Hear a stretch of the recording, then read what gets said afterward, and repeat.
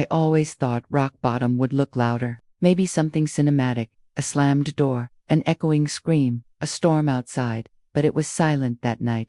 Just me, barefoot, locked out of my own penthouse, holding a cold box of pasta. It was well past midnight. The elevator had already closed behind me when I realized I had nothing, no keys, no purse, no phone, just a silk blouse soaked with sweat from the July heat, and a leftover container I had planned to eat straight from. Like a tired cliché, I had stepped out for a moment, curious about some noise in the hallway, and in one careless second, the door had sealed behind me, the kind of door you pay thousands for. Airtight, soundproof, idiot-proof. Except it wasn't. I sat down on the cool hallway floor, legs crossed, hair stuck to my face, and stared ahead like the building might apologize. I had just spent the entire day fighting off a hostile investor, firing a VP I once mentored, and explaining to a boardroom full of suits why I wouldn't scale back maternity coverage. I wasn't in the mood for metaphors, and that's when I heard the soft squeak of stroller wheels, thought at the far end of the hallway. A man emerged from the shadows, hoodie jeans, a toddler, half asleep, wrapped in a pink blanket, her small hand clutching a bear. The man paused when he saw me. There was no judgment in his eyes, just concern, and maybe a little amusement. "You all right?" he asked. I let out a breath I didn't realize I was holding. Locked out, no phone, no dignity. He smiled a kind, tired smile, and shifted the blanket over the girl's shoulder. "Well, dignity's overrated." I laughed. For the first time that day, I actually laughed. "So is cold pasta. Want some?"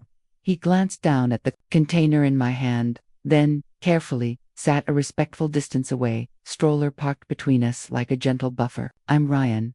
That's Ella. She's had nightmares all week, so we do hallway strolls now. Midnight therapy." I looked at him, really looked. He wasn't polished. He wasn't trying to be.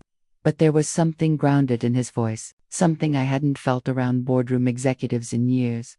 I leaned over slightly and waved at Ella. She gave a tiny nod, then tucked her bear closer. "You live here?" I asked. He nodded. "Just moved to the 5th floor. Been 6 months, still settling in." That night, something shifted. Not because of the pasta, not because of his tools, but because a stranger sat beside me, not to rescue me, but to remind me I wasn't above needing help. There was a pause, the good kind, no awkwardness. Just a moment where we both breathed the same humid air and didn't have to fill the silence. He was the kind of person who didn't rush to fill spaces. I admired that. So, I glanced at him sideways. "What do you do, Ryan?" He leaned back against the wall and ran a hand through his hair. "These days, odd jobs. I fix things, fences, heaters, door handles. Before that, I did commercial maintenance. 15 years until the company folded. And now," he smiled, without flinching, "now I chase gigs and raise Ella." There was no self-pity in his voice, just facts. A man who had learned to carry weight without complaining about its heaviness. And here I was, CEO of a tech firm with global clients and a corner office view of Central Park, sitting barefoot in a hallway eating lukewarm pasta, admiring a man for being steady. "You're doing this alone?" I asked. He nodded once. "Her mom's not around anymore." I didn't pry. There are stories that don't need to be told to be understood. His was written all over the way he kept adjusting Ella's blanket even though she was sound asleep. "I'm Claire," I said finally. "Claire Dalton." His eyes flicked toward me. "The tech Dalton." I chuckled. Guilty. Though, apparently, I can build an AI algorithm but can't remember to grab my keys. He laughed softly, and something uncurled in my chest. It had been months, maybe longer, since I sat with someone who didn't look at me through a lens of status or strategy. With Ryan, there were no performances, no angles, just breath, warmth, and a sleeping child in a pink blanket.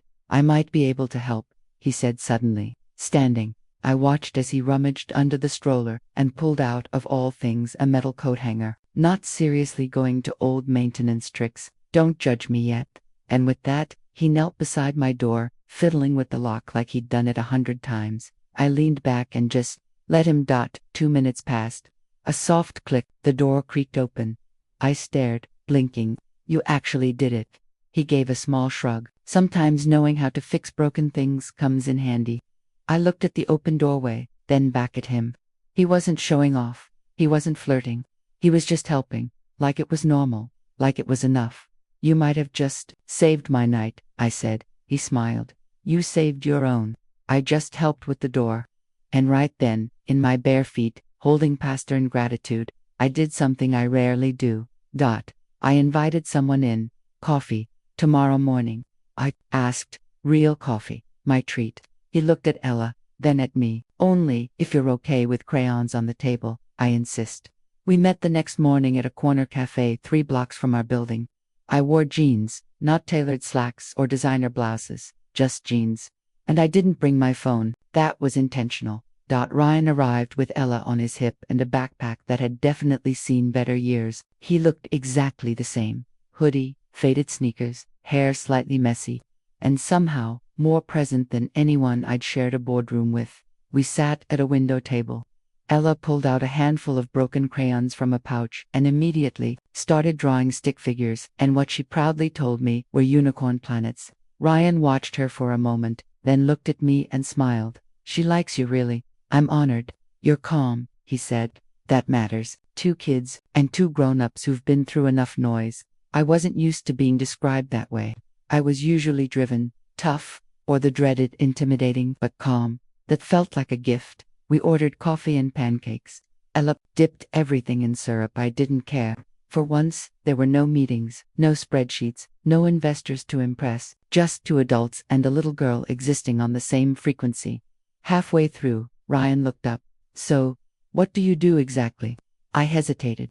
Not because I was embarrassed, but because I wasn't sure how much of that identity mattered anymore. I run a tech company, I said finally. Well, a few. I'm Claire Dalton. He blinked. Wait, the Claire Dalton. I nodded, suddenly feeling small in a strange way. I don't usually lock myself out, I added with a smile. He laughed, a full, belly-deep laugh that made Ella giggle without even knowing why. Good to know CEOs need rescuing, too.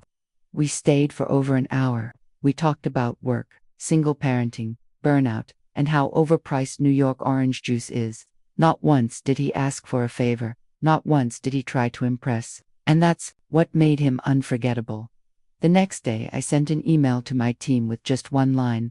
What would it take to create a foundation that helps single parents return to work with dignity? Within weeks, we launched Reframe, a nonprofit that provided skills training, childcare access, and flexible placements. I named Ryan our facilities consultant. He never asked, he never expected it, but I knew he'd build more than walls. He'd build trust. I watched him organize vendor teams and teach volunteers how to fix broken door frames. He made everyone feel like they belonged. No performance, no ego, just purpose and me. I started showing up as the version of myself I'd put on hold for years, the one who knew how to lead with compassion without apologizing for it. I stopped pretending confidence meant perfection. I started walking into meetings with my sneakers on and my convictions clear. That's when I knew I hadn't been locked out that night. I'd been let in to something real. Sometimes the most powerful thing a woman can do isn't fight her way into a room. It's build her own and leave the door open for others, because that's how we rise, not alone, not loud, but together. End. It all started with cold pasta and a man who never tried to fix me, just the lock.